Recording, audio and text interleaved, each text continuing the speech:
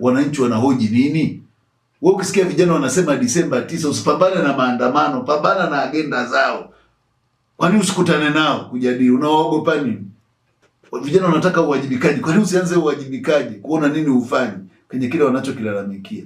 Unajua tatizo dogo tu kabisa. Yaani methodology tunazotumia ku address this very trivial political matter ndizo zina escalate kila mambo. Yaani baadaye watu kufanya vitu kwa uweledi.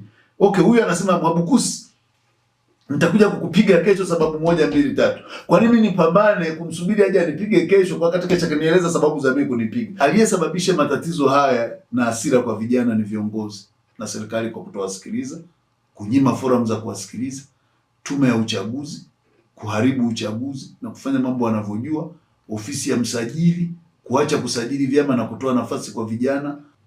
Taifa lilivimba, saizi limepasuka.